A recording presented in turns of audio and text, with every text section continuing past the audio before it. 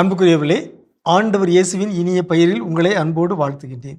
இயேசுவின் ஆளுமை என்னும் தொடரில் சில நாட்களாக இயேசுவின் நட்பின் பரிமாணங்கள், இயேசு நட்பை பற்றி சொல்லி இருக்கிற பல பாடங்கள் இவற்றை உங்களோடு பகிர்ந்து கொண்டு வருகின்றேன்.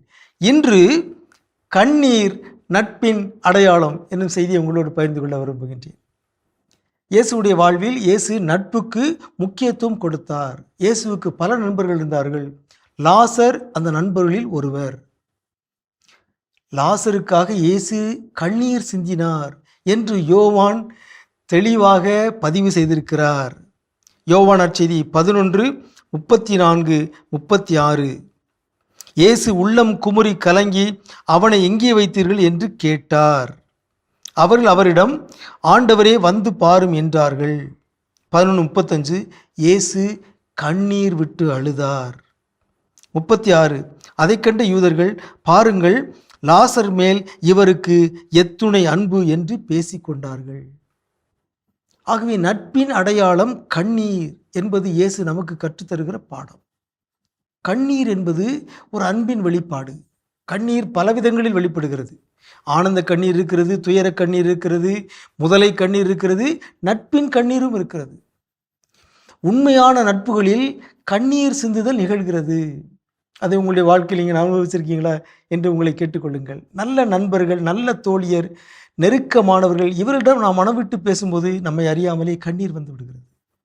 காரணம், அங்கே வெளிப்படைத்தன்மை இருக்கிறது, அங்கே திறந்த மனம் இருக்கிறது, நாம் சொல்வதை கேட்பதற்கு ஒருவர் இருக்கிறார் என்ற உணர்வு இருக்கிறது, இவரிடம் எதையும் பகிரலாம் என்ற எண்ணம் வருகிறது. எல்லாரிடமும் நமக்கு கண்ணீர் வராது. ஆனால் சிலரிடம் பேசும்போது நம்மை அறியாமலே கண்ணீர் வந்து விடுகிறது. அதுதான் நட்பு, அதுதான் உறவு, அதுதான் அன்பு. இங்கே இயேசுடைய கண்ணீர் அது நட்பின் கண்ணீர். இயேசு கண்ணீர் விட்டு அழுகிறார். அதை பார்த்தவுடன் எல்லோரும் இயேசுடைய நட்பை பாராட்டுகிறார்கள். பாருங்கள், லாசர் மேல் இவருக்கு எத்துணை அன்பு என்று பேசிக்கொண்டார்கள். இயேசுவை பெருமைப்படுத்துகிற ஒரு நிகழ்வு, நட்பை பெருமைப்படுத்துகிற ஒரு நிகழ்வு. விவிலியம் நட்பை போற்றுகிறது. நல்ல நண்பர்கள் புதையலை போன்றவர்கள் என்று விவிலியம் சொல்கிறது.